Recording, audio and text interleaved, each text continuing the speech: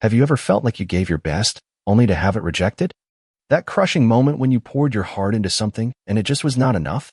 That's exactly what happened to Cain in Genesis 4. But here's the twist. God's rejection was not arbitrary.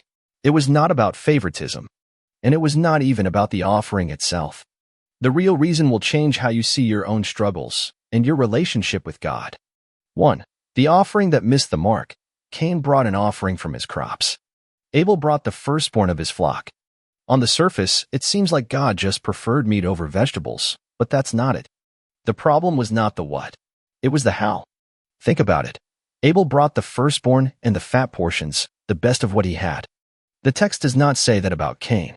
He just brought some of his harvest. No mention of it being his best. No mention of it being first fruits. Here's the uncomfortable truth. God does not want your leftovers. He does not want what's convenient for you to give. He wants your heart, your first, your best, your most surrendered. But here's the hope. This is not about perfection. It's about posture.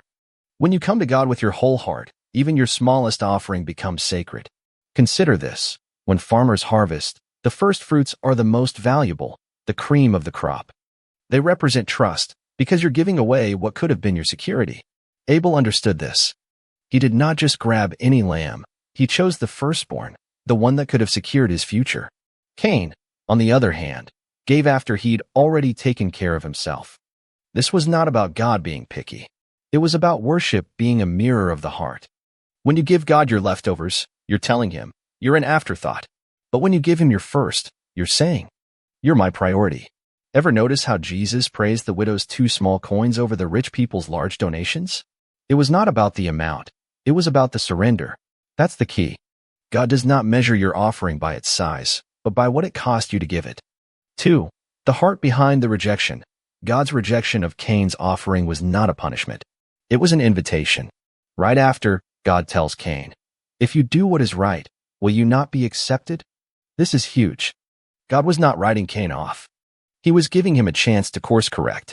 But Cain's response? Anger, jealousy, and eventually, murder. Here's what most people miss. The real issue was not the offering. It was Cain's heart condition.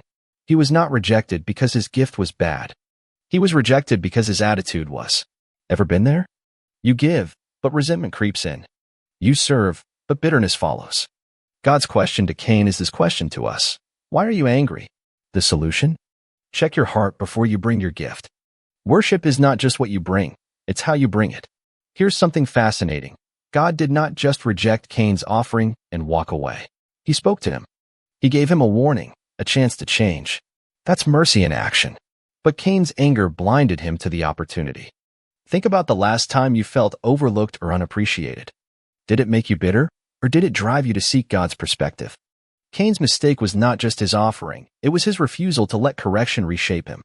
Proverbs says, whoever loves discipline loves knowledge, but whoever hates correction is stupid. Harsh words, but true. Cain's story shows us that rejection is not the end, it's a crossroads. You can let it humble you or harden you. The choice is yours. 3. The warning we can't ignore. God tells Cain, sin is crouching at your door. It desires to have you, but you must rule over it.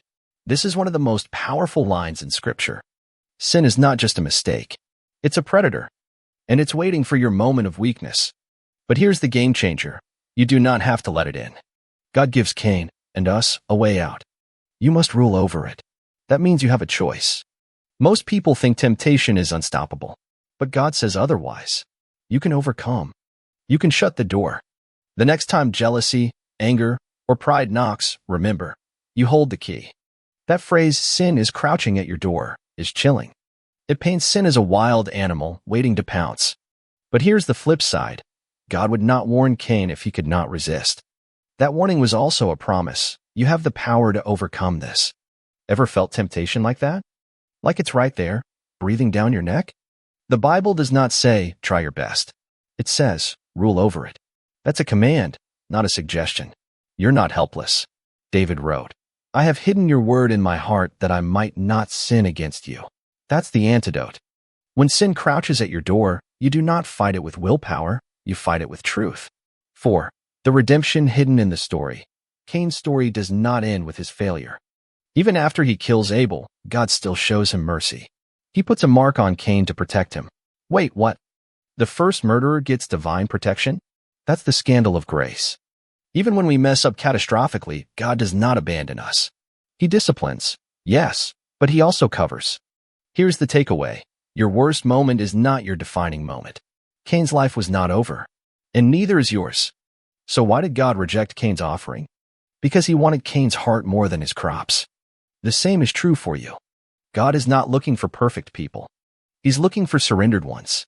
If this hit home, let me know in the comments, have you ever felt like your offering was not enough? And if this video helped you see Genesis 4 in a new light, share it with someone who needs to hear it. Because here's the truth, your story is not over yet.